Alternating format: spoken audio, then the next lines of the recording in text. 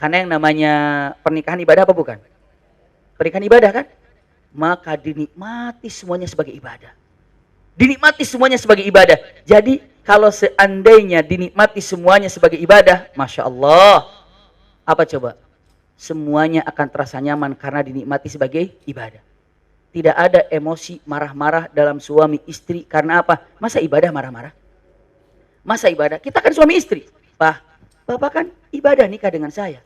Mama juga kan jadi istri bapak untuk ibadah.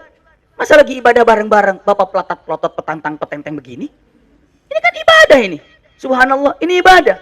Punten, kalimat yang sangat indah. Camkan baik-baik. Tadi di awal ketika menikahkan itu kalimatnya dalam masalah urusan suami istri dibilangnya wamin ayatihi. Dari tanda-tanda kebesaran Allah. Berarti cinta itu siapa yang ngatur? Allah. Itu mana pertama ya? Nih lihat, saya sambungkan. Biar lebih enak lagi. Mana keduanya tuh ada. Selipkan saja bunda catatannya. Pasti udah padat di situ catatannya. Ya. Mana daripada wamin ayatihi juga ayat-ayat Allah itu. Tahu ayat-ayat Allah? Kekuasaan Allah. Quran ayat Allah bukan? Quran ayat Allah ya kan? Ayat Allah yang dibaca. Quran perlu dijaga nggak? Jaga Quran itu. Bulan ayat Allah. Bumi ayat Allah. Itu ayat Allah yang dilihat. Jadi dipahami ya? Punten. Pasangan hidup ayat Allah apa bukan? Ayat Allah. Quran ayat Allah.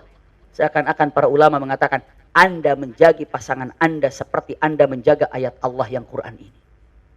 Kalau Quran dibaca, kalau Quran selalu dipahami, kalau Quran selalu dijalankan, coba suami pun, istri pun dilihat, ini adalah ayat Allah yang harus saya jaga. Ini ayat Allah. Jadi begitu ibu ngelihat suami ibu, ini ayat Allah. Masya Allah. Kok ayat Allah jadi begini sekarang? Ya. Tapi benar bunda, itu ayat Allah yang harus dijaga bunda.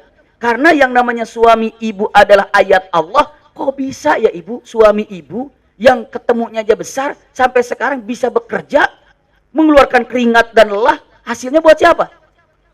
Buat ibu, buat anak. Kok bisa gitu ya? Wamin ayatihi. Kata suami, kok bisa ya? Ini anak orang gitu ya.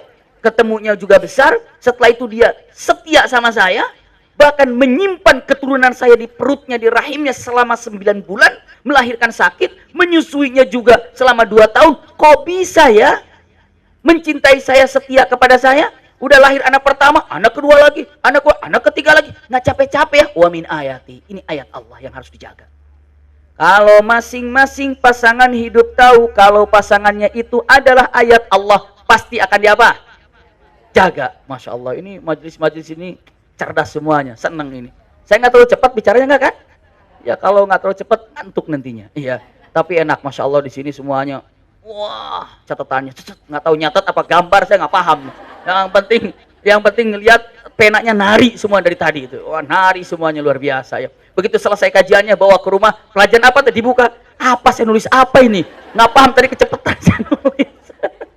Subhanallah, nggak ibu mah hafal semua dan catatannya. Untuk nomor 2, apabila seorang suami dan istri sudah menikah, lalu apa? Diikat karena cinta kepada Allah, at-taladzzuzu bil ibadah, akan merasakan nikmat ibadah.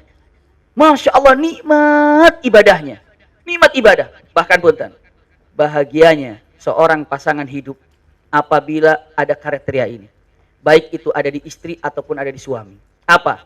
Seorang suami yang baik atau seorang istri yang baik itu adalah yang sanggup mengingatkan pasangannya saat dalam keadaan lalai. Pak, besok Kemis mau puasa nggak? Masya Allah. Pak, nanti mau tahajud jam berapa? Masya Allah. Belum tidur tanya. Pak, nanti duha mau di mana? Masya Allah. Yang ditanya, sarapan apa? Makan siang di mana? Pakai baju apa? Itu yang ditanya. Coba yang nanya tuh ibadahnya gitu.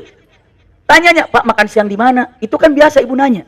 Oh, udah makan siang belum? Sisipkan. Udah sholat zuhurnya.